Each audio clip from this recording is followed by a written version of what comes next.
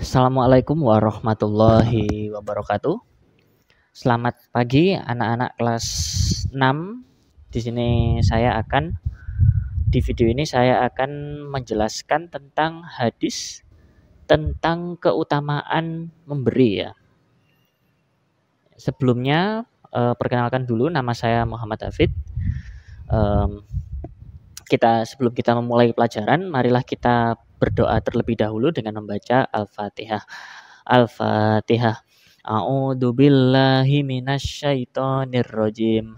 Bismillahirrahmanirrahim. Alhamdulillahi rabbil alamin. Ar-Rahmanir-Rahim. Maliki yaumiddin. Iyyaka na'budu wa iyyaka nasta'in. Ihdinas siratal mustaqim. Siratal ladzina an'amta 'alaihim ghairil maghdubi 'alaihim waladdallin. Amin. Oke. Materinya yaitu tentang hadis tentang keutamaan memberi ya. Jadi di sini perlu kita ketahui dulu hadis sendiri itu apa ya. Hadis itu adalah perkataan yang diucapkan oleh Rasulullah ya, yang kemudian diriwayatkan oleh Bukhari dan Muslim ya, mereka ini adalah ahli hadis ya. Dan keutamaan memberi ya, kalau kita pikirkan ya secara logika, memberi itu untuk apa gitu kan? Kan kita misalnya sudah susah-susah ya, susah-susah bekerja, misalnya kita dapat uang jajan dari orang tua, terus kita beli jajan di luar. Kenapa kita harus memberi? Misalnya saat kita beli jajan, terus di kelas kita lihat ada satu teman kita itu yang mungkin ya tidak makan jajan. Terus dia tampak kelaparan ya, tampak wajahnya tampak lesu gitu ya, lesu, terus dia seperti kecapean gitu. Ya, apakah kita perlu memberikan anak tersebut ya jajan gitu kan ya? Ya, memberi itu ya ini sebuah sikap yang dilakukan yang mencerminkan bentuk kepedulian kita kepada sesama manusia, anak-anak ya. Ya. Jadi kalau kita pikirkan apa sih pentingnya memberi itu ya? Ya kalau dipikir secara logika kan, buat apa kita memberikan? Kita udah susah-susah sekolah, kita dapat uang jajan yang susah-susah kita dapatkan. Kenapa kita harus berikan ke orang lain? Kan gak ada untungnya buat kita gitu kan? Ya. Tahu misalnya uang ya. Kita misalnya dapat uang jajan misalnya 10.000. Ya, apakah kita perlu memberikan 5.000-nya ke teman kita yang tidak jajan gitu misalnya ya? Ya tidak juga ya. Tapi pentingnya memberi ini akan menjadi penting ketika orang itu butuh ya. Ya karena manusia itu, anak-anak, manusia adalah makhluk sosial ya. Sehingga kalau kita memberi kepada sesama ya, itu akan membuat kita bahagia ya. Yang pertama. Yang kedua, itu sebagai bentuk dari mengekspresikan cinta dan apresiasi itu terhadap sesama manusia. Jadi cinta tidak hanya kepada pasangan ya, atau mungkin kepada lawan jenis. Tidak. Yang dimaksud bukan cinta yang itu, tapi cinta ya misalnya kepada teman kita, atau mungkin cinta bisa kepada orang tua kan. Orang tua kepada anaknya kan selalu memberikan ya. Setelah itu misalnya cinta kepada kakak atau adik gitu kan, bisa ya. Saudara pun juga seperti itu. Dan kalau kita lihat beberapa bulan lalu, itu kan ada insiden ya, di mana negara Palestina ini diserang oleh Israel ya. Makanya kita pada waktu itu menggalang dana ya seperti donasi ya. Ya untuk membantu Palestina. Bukan berarti kita itu ngasih uang ke Palestina terus Palestinanya buat beli rudal, buat beli roket, buat menghancurkan Israel, bukan. Ya yang dimaksud memberi ini kita memberi secara humanitarian ya. Kita memberi demi kemanusiaan. Jadi uang yang kita berikan ke Palestina kemarin itu uangnya nanti akan dibelanjakan untuk membelikan makanan ya, pakaian yang layak ya, dan kebutuhan pokok untuk warga Palestina yang kurang beruntung ya, seperti kehilangan rumah atau kehilangan keluarganya bahkan mungkin ya karena diserang. Ya jadi itu pentingnya memberi. Loh Pak, kenapa sih kok kita harus memberi kepada Palestina? Bayangkan kalau kita ada di posisi Palestina ya. Karena Palestina ini kan sama saudara kita kan, sama-sama muslim. Bayangkan kita ini diserang oleh ya mungkin negara lain, misalnya negara Malaysia mungkin ya. Mungkin negara Malaysia entah kenapa tiba-tiba berontak pengen menguasai wilayah Indonesia, bayangkan. Terus rumah kita tiba-tiba dibom. Jadi kita pulang sekolah, rumah kita rata dengan tanah. Kita nggak punya tempat tinggal, kita nggak bisa makan ya. Nah itu kan kita tentu saja akan membutuhkan bantuan dari orang lain, termasuk negara lain yang sesama Muslim ya. Jadi kalau misalnya dari negara lain datang bantuan ke kita, kita tentu saja akan senang ya. Kita akan senang dan kita merasa terapresiasi sebagai manusia. Dan yang ketiga yaitu pentingnya memberi adalah mempererat hubungan. Yang dimaksud mempererat hubungan di sini adalah kalau kita memiliki sikap saling memberi kepada teman kita ya. Ya maka teman kita itu akan ya senang berteman dengan kita dan teman kita itu juga akan mungkin memberikan kembali hadiah kepada kita. Misalnya saya dengan teman saya ulang tahun misalnya bulan Januari, saya kasih kado ulang tahun, misalnya saya kasih jam tangan baru mungkin atau saya kasih buku catatan yang elegan gitu ya mungkin ya, yang buat laki-laki itu ya. Saya kasih ke teman saya. Terus saya ulang tahun itu bulan September. Ya bisa jadi teman saya yang saya kasih kado ini ya memberikan timbal balik kepada kita gitu kan, mempererat hubungan, mempererat silaturahmi sehingga kita kayak selalu komunikasi. Jadi bulan September itu dia mengajak saya ke restoran mewah gitu mungkin ya, restoran tempat makan gitu. Saya diajak makan gitu. Sehingga ya hubungan kita ini terus erat ya. Mungkin bisa untuk rekan bisnis ya, rekan kerja, bahkan teman ya, teman sekelas mungkin bisa untuk kalian teman sekelas. Jadi saling membantu satu sama lain. Bahkan saya terakhir sempat membaca buku ya, saya lupa judul bukunya apa itu. Bukunya itu tentang seseorang yang memberikan sebuah hadiah kepada tanaman ya. Tuh tanaman kok dikasih hadiah apa Pak? Ya dikasih air, maksudnya dirawat gitu ya. Kalau tanaman tersebut kita rawat, kita kasih air ya sesuai dengan prosedur ya. Ya tadi tanamannya nanti akan menghasilkan buah yang akhirnya buahnya kita sendiri yang mendapatkan manfaatnya. Jadi di situ sebetulnya pentingnya memberi. Nah, sekarang kita masuk ke materi yaitu memberi dalam Islam.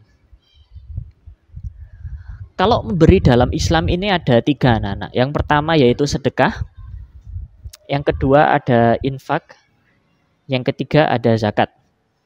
Ya, kita mulai dari sedekah dulu. Sedekah ini pengertiannya adalah memberi secara sukarela tanpa kepentingan apapun harta atau bahan makanan untuk memenuhi kebutuhan orang lain. aturan dalam sedekah lebih bebas dibanding zakat atau infak. Sedekah bukanlah suatu kewajiban tetapi perbuatan baik. Contohnya, ya saya kemarin itu sempat ke jalan-jalan keluar ya.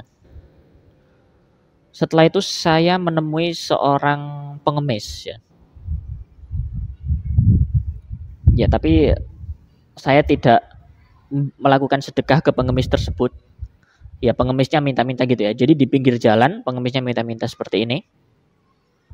Saya tidak memberikan sedekah ya karena saya naik sepeda motor jadi agak hektik ya.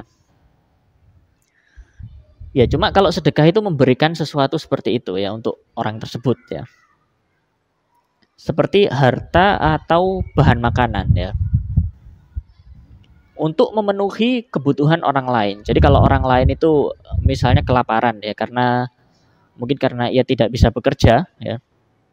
Ada keterbatasan, entah itu keterbatasan fisik maupun keterbatasan yang lain sehingga dia tidak bisa memenuhi kebutuhan hidupnya. Untuk makan itu sulit ya. Ya sehingga kita sesama manusia mungkin ya kalau misalnya kita bisa sedekah, kita bisa kasih air minum atau apa gitu, kita belikan makanan di pinggir jalan, itu namanya adalah sedekah dan itu termasuk perbuatan baik ya. Dan itu adalah konsepnya di dalam Islam seperti itu. Nah, sedekah ini pemberian sesuatu kepada fakir miskin atau yang berhak menerimanya di luar kewajiban zakat dan zakat fitrah. Nanti saya jelaskan ya setelah infak ya. Sesuai dengan kemampuan pemberi. Jadi kalau misalnya pemberinya sendiri kurang mampu ya tidak perlu ngasih sedekah gitu ya. Kalau misalnya pemberinya sendiri ya kesulitan cari makan, kalau ngasih sedekah ya kesulitan. Tapi kalau misalnya pemberinya mampu ya, memiliki rezeki yang sangat melimpah, ya tidak ada salahnya juga untuk melakukan sedekah, bermanfaat bagi orang lain.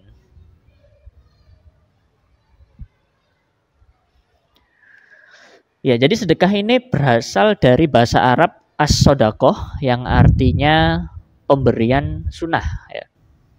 Ya, kalau sunnah itu tidak dilakukan tidak apa-apa, kalau dilakukan mendapat pahala ya, kebaikan. Ya, pahala saat mengeluarkan sedekah dapat dibalas langsung oleh Allah Subhanahu wa taala atau pada masa depan ya. Allah Subhanahu wa taala pasti tidak pernah mengingkari janjinya karena sudah tertulis dalam Al-Qur'an surat Al-Baqarah ayat 261 yang artinya perumpamaan atau nafkah yang dikeluarkan oleh orang-orang yang menafkahkan hartanya di jalan Allah Subhanahu wa taala adalah serupa dengan sebutir biji yang menumbuhkan 7 tangkai. Di tiap-tiap tangkai ada 100 biji. Allah Subhanahu wa taala melipat gandakan ganjaran bagi siapa yang Dia kehendaki. Dan Allah Maha luas karunia-Nya lagi Maha mengetahui. Quran surat Al-Baqarah ayat 261. Ya.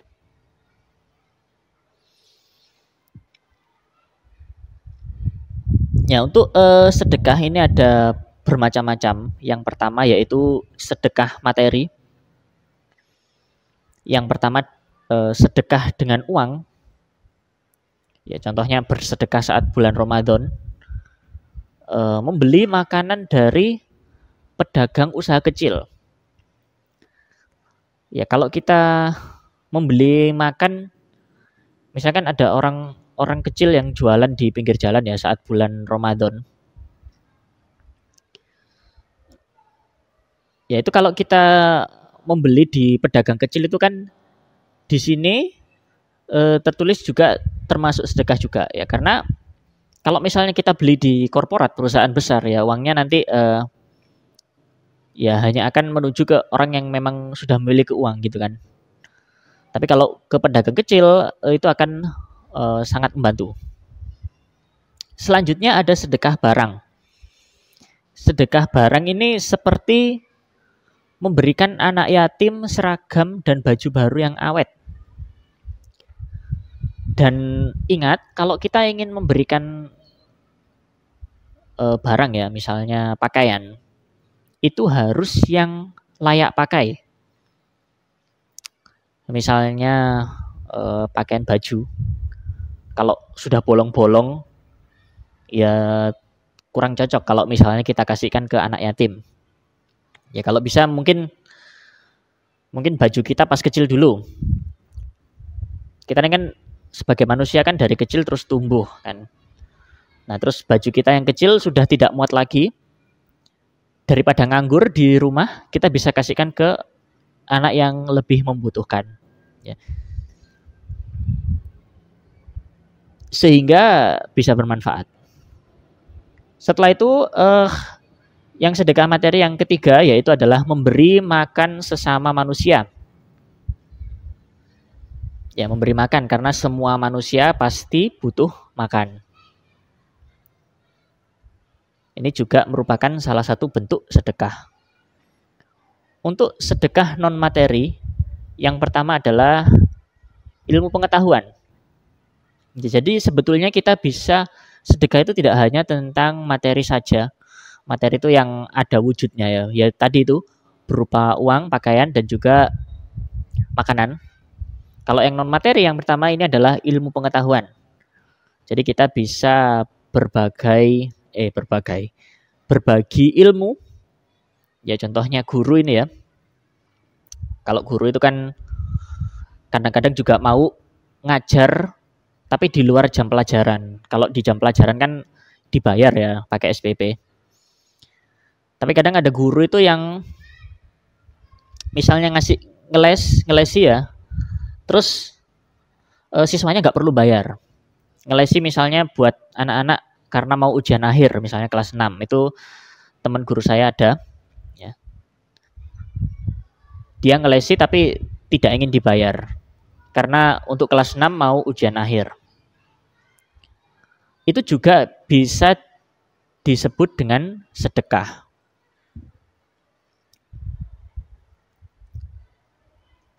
Selanjutnya yaitu meringankan masalah orang lain. Kalau ini ada sebutannya di bahasa Inggris ya, give and take ya. Jadi kita memberikan, setelah itu nanti orang lain bisa membantu kita. Ya, jadi kalau kita senang membantu orang lain, misalnya orang lain ada yang kesulitan,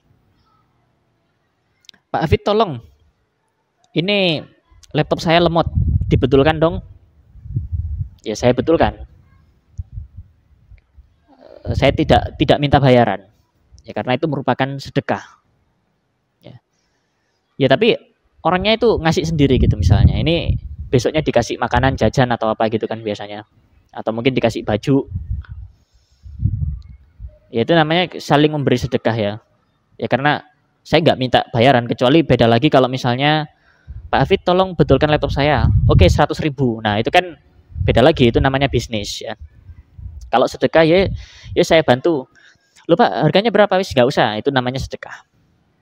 Jadi itu sedekah yang seperti meringankan masalah orang lain. Sama juga misalnya dia kan butuh saya untuk membetulkan komputer. Misalnya saya butuh teman guru saya untuk misalnya membuat RPP tentang pelajaran Al-Quran Hadis misalnya. Ini cara buatnya bagaimana, saya kan kurang paham ya. Jadi saya bisa minta tolong jelaskan. Jadi saling membantu, itu juga termasuk sedekah anak-anak. Keutamaan sedekah yaitu adalah menghapus dosa, mendapatkan naungan pada hari akhir ya. Ini yang menghapus dosa ini tadi dari hadis Tirmizi. Untuk mendapatkan naungan pada hari akhir ini dari hadis Bukhari. Mendapatkan keberkahan harta dari hadis Muslim. Dilipat gandakan pahalanya oleh dari Quran surat Al-Hadid ayat 18 ya. Bukti keimanan seseorang dari hadis Muslim nomor 223, membebaskan diri dari siksa kubur dari hadis Tabrani, mencegah pedagang melakukan maksiat dalam jual beli, jadi hadis riwayat Tirmizi, dan memperoleh kelapangan hati dari hadis Bukhari. Sekarang saya akan menjelaskan tentang infak. Infak ini adalah kewajiban mengeluarkan harta atas perintah Allah. Secara bahasa, infak berarti berlalu dan menghabiskan. Di dalam Al-Quran, kata infak disebutkan sebanyak 73 kali. Motivasi bagi muslim untuk berinfak adalah surat Al-Baqarah ayat 261. Pahala berinfak adalah 700 kali lipat dalam perumpamaan benih yang tumbuh menjadi bulir yang berbiji ya. Infak menjadi bagian dari distribusi kekayaan atas rezeki yang diberikan oleh Allah kepada manusia. Islam menjadikan infak sebagai pengakuan atas kepemilikan harta pribadi yang di dalamnya terdapat hak orang lain. Pemberian infak bersifat sukarela dan ditujukan kepada orang-orang yang tergolong lemah dalam Islam. Jumlah dan penerima infak tidak memiliki batasan khusus. Infak berperan bentuk filantropi Islam. Selain itu, infak berperan sebagai faktor pertumbuhan ekonomi dalam ekonomi Islam dan sebagai faktor pewujud kesejahteraan sosial. Pemberian infak disebut sebagai investasi keuangan sosial karena dapat mengurangi kemiskinan. Infak juga memiliki kaitan yang erat dengan zakat. Kalau saya ingat salah satu kata dari salah satu calon presiden yang dulu saya pernah lihat beritanya. Ya, mereka ini kan sebagai pemerintah ya juga memberikan bantuan berupa uang. Contohnya kepada budaya tari. Ya. Budaya tari itu kan kalau kita lihat di Korea Selatan itu kan sangat sukses sekali ya menari. Kalau di Indonesia sebetulnya juga bisa seperti itu. Akan tetapi membutuhkan dana yang sangat besar. Ya sehingga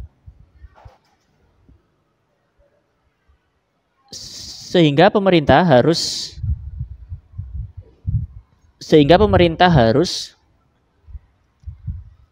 memberikan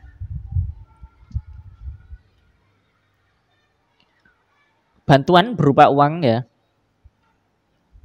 kepada bagian seni tari tadi, sehingga seni tarinya akan menjadi lebih sukses karena sudah disuntikkan dana. Ya mungkin bisa untuk membeli peralatan baru, sound system baru, dan juga ruangan tari yang baru dan sebagainya. Sehingga dilihatnya seperti ini bisa dibilang infak juga karena kewajiban mengeluarkan harta atas perintah Allah dan sebagai faktor pewujud kesejahteraan sosial. Jadi orang yang memang kurang beruntung itu bisa mendapatkan kesempatan untuk mengembangkan dirinya sehingga terciptanya kesejahteraan sosial ya. Seperti itu.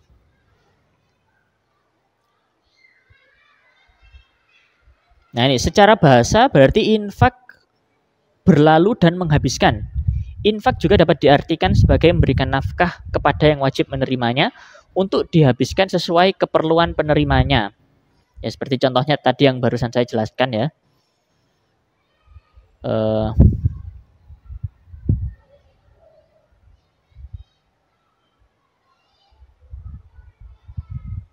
Nah ini, untuk pengelolaannya di dalam Islam ya, infak merupakan salah satu jenis penyerahan harta untuk keperluan keagamaan.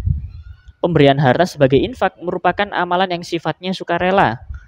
Pemberian infak dilakukan oleh pemberi infak secara langsung kepada penerima infak.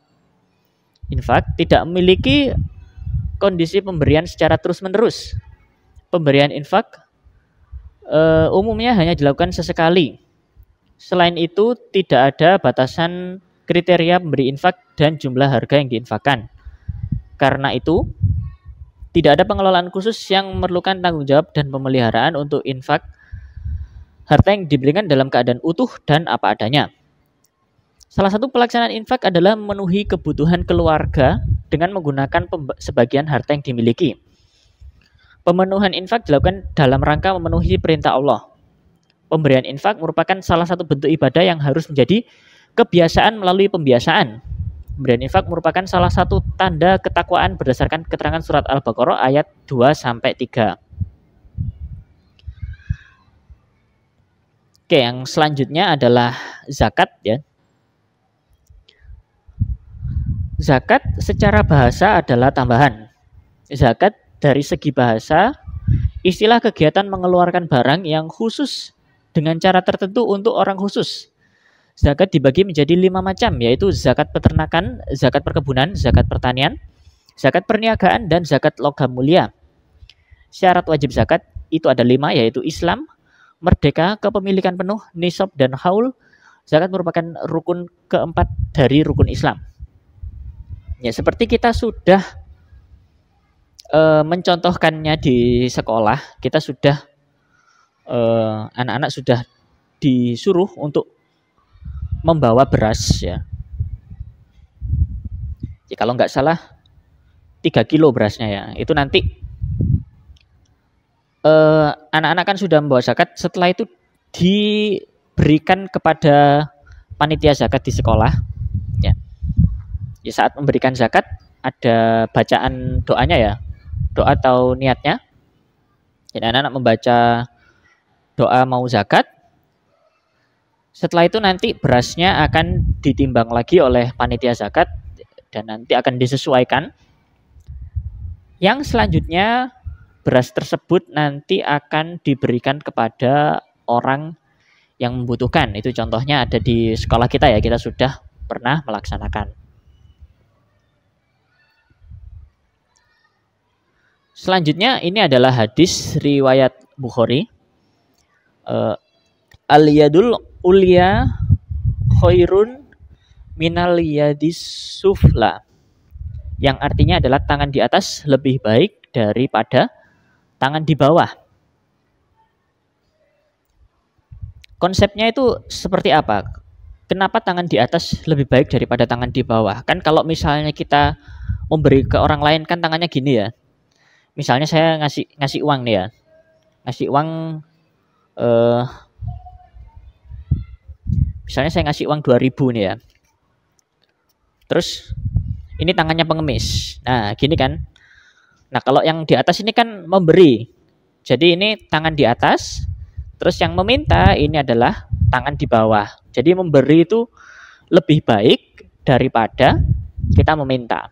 Itu yang dimaksud oleh hadis ini. Itu yang dimaksud kenapa tangan di atas lebih baik daripada tangan di bawah. Hadis ini sangat terkenal sehingga banyak orang yang pernah mendengar hadis tersebut. Berikut penjelasannya. Banyak orang mengutip hadis itu untuk menasihati kita agar menjauhi perbuatan meminta-minta, sekaligus untuk mendorong agar kita lebih suka memberi daripada meminta. Karena yang memberi akan menjadi pihak yang lebih baik daripada yang diberi. Singkatnya, hadis ini menegaskan bahwa memberi itu lebih baik daripada meminta, atau bahwa meminta itu tidak baik. Jadi kan orang meminta itu kan ada keadaan di mana dia itu harus meminta-minta. Misalnya orang dipecat dari pekerjaannya terus nggak bisa kerja, mungkin karena kecelakaan kerja mungkin ya. Mungkin karena tangannya kena mesin atau apa, terus tangannya nggak bisa berfungsi lagi dua-duanya gitu misalnya. Terus akhirnya dia nggak bisa kerja lagi. Akhirnya ya dia terpaksa harus minta dulu kan ya nanti uangnya dikumpulkan buat ya kalau buat usaha kayaknya nggak mungkin ya, mungkin buat beli makan ya, untuk menyambung hidup. Itu minta-minta. Tapi hal yang tidak baik itu kalau misalnya kita masih bisa berusaha tapi justru kita meminta-minta ya. Udah punya pikiran lengkap, tangan lengkap, kaki lengkap, nggak mau kerja, nggak mau nyari kerja. Ya kalau nggak kerja tapi masih berusaha mencari, nggak apa-apa, masih berusaha, namanya usaha. Tapi udah berusaha nyari terus nggak ketemu kesana kemari, kesulitan menyambung hidup, ya terpaksa harus minta-minta kan. Kalau nggak gitu ya meninggal ya, karena manusia butuh makan. Jadi dari hadis ini kita itu dianjurkan agar tidak meminta-minta, gitu ya. Apa yang selama ini kita pahami tentang memberi dan minta biasanya dikaitkan dengan barang atau hal-hal yang bersifat kebendaan. Para pengemis atau orang-orang miskin sering dimasukkan ke dalam kelompok peminta, sehingga masyarakat seringkali memandang mereka dengan rendah. Sebaliknya mereka orang-orang yang berkecukupan atau orang-orang kaya biasanya dimasukkan ke dalam kelompok pemberi atau dermawan, sehingga masyarakat memandang mereka dengan penuh hormat ya. Ya orang itu kalau suka memberi, orang lain itu akan segan ya. Hormat gitu ya. Tapi kalau orang suka meminta dan tidak mau berusaha gitu ya. Ya orang itu akan lihatnya juga dipandang rendah gitu ya. Istilahnya seperti itu.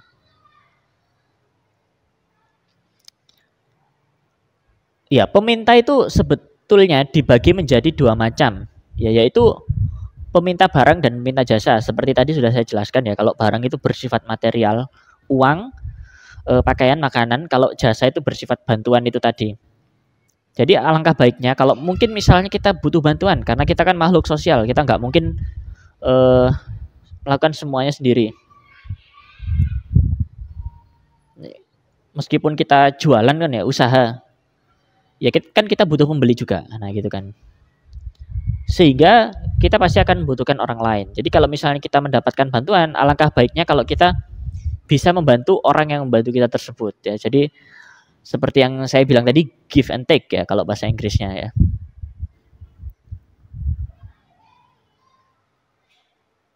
Oke, itu tadi. Selanjutnya aplikasi. Bagaimana mengaplikasikan hadis tersebut di dunia nyata? Ya, diaplikasikannya tadi itu tadi untuk sedekah tadi ya, bisa berupa makanan, uang maupun pakaian. Untuk infak ini diberikan kepada orang yang memang mampu, orang yang kaya, untuk mencapai kesejahteraan sosial. Kalau zakat itu lebih spesifik lagi, ada aturannya. Dan dari hadis riwayat tadi, kalau kita mengaplikasikan di dunia nyata, itu jadi misalnya seperti ini. Untuk kalian ya, anak-anak kelas 6, ini memahami konteks belajar di sekolah. Ya. Memiliki tangan di atas itu berarti kalian mempelajari pelajaran dengan tekun. Bertanya saat tidak mengerti. Jadi kalau kalian bertanya itu bukan berarti meminta. Bertanya itu kalian berarti menginginkan pengetahuan ya. Tidak ragu minta bantuan dari guru atau teman-teman ya. Ya jadi kalau misalnya seperti tadi timbal balik. Kalau misalnya kalian kesulitan mengerjakan tugas atau PR, ya kalian kalau kalian merenung sendiri kan bingung ya. Misalnya kalian ada pelajaran matematika nih ya. Terus kalian nggak paham. Tapi kalian tidak mau bertanya, tidak mau mencari tahu. Ini misalnya nggak tahu caranya perkalian. Gimana caranya perkalian? Kalian tidak mau tanya guru, tidak mau cari di internet, tidak mau tanya teman. Ya selamanya nggak akan pernah paham. Ya kalian mau berpikir keras sekalipun ya selamanya nggak akan paham. Jadi kita bisa bertanya ke guru, Pak itu perkalian seperti apa? Tolong dijelaskan lagi ya. Nanti guru akan dengan senang hati menjelaskan ya. Kecuali kalau disuruh terus-menerus ya guru harus membuat kelas khusus ya. Sehingga kalau kita membantu teman, kita ngajari teman, ya mungkin kita bisa pelajaran matematika, kita nggak bisa pelajaran matematika, tapi kita bisa pelajaran bahasa Inggris misalnya. Ya kita bisa bantu teman yang lain dengan pelajaran bahasa Inggris ini. Kalau teman yang satunya nggak bisa, jadi saling membantu. Itu contohnya. Kebaikan kepada orang lain, dan juga pentingnya kemandirian ya. Jadi sebelum kita itu minta bantuan ke orang lain, kita coba usaha sendiri dulu. Misalnya guru ngasih tugas, kerjakan ini halaman ini. Belum apa-apa, Pak nomor 1 apa Pak? Padahal jawabannya ada di LKS. Nah seperti itu kan biasanya ya, anak-anak biasanya tanya, Pak nomor ini apa jawabannya? Jawabannya di LKS. Jadi kalau kita ingat hadis tadi, tangan di atas lebih baik daripada tangan di bawah, berarti kita harus usaha dulu. Kita harus usaha dulu. Kita cari dulu jawabannya di LKS. Kalau ketemu, oh ketemu, berarti kita bisa sendiri. Kalau nggak ketemu di LKS, nggak ada, dan ya memang belum dijelaskan gurunya, itu baru tanya.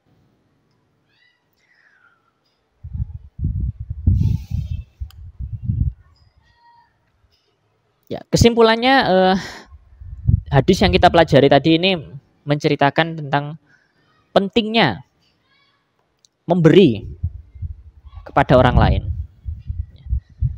Karena kita ini makhluk sosial, jadi kita tangan di atas itu lebih baik daripada tangan di bawah. Kalau kita bisa mandiri, kita bisa selesaikan sendiri, kita usaha dulu. Kalau kita bisa, ya kita bisa membantu teman yang lain yang kurang bisa ya. Misalnya matematika, kalau udah nggak paham sama sekali nih ya, baru boleh minta bantuan orang lain. Kesimpulannya.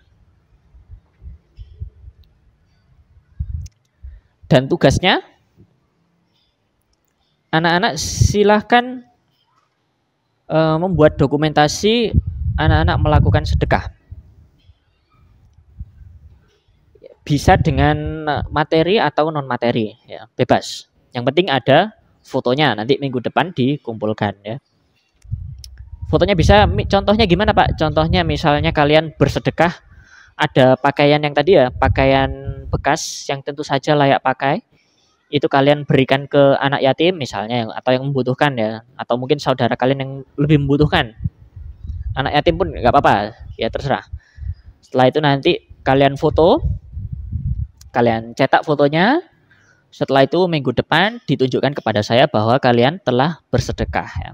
Sedekah ilmu pengetahuan juga bisa ya, kalian foto, kalian sedang mengajari teman kalian ngajar matematika gitu, bisa ya.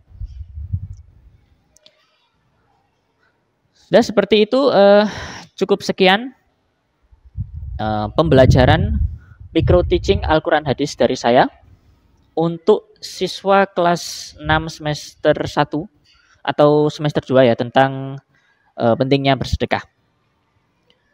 Nama saya Muhammad Hafid. Terima kasih. Wassalamualaikum warahmatullahi wabarakatuh.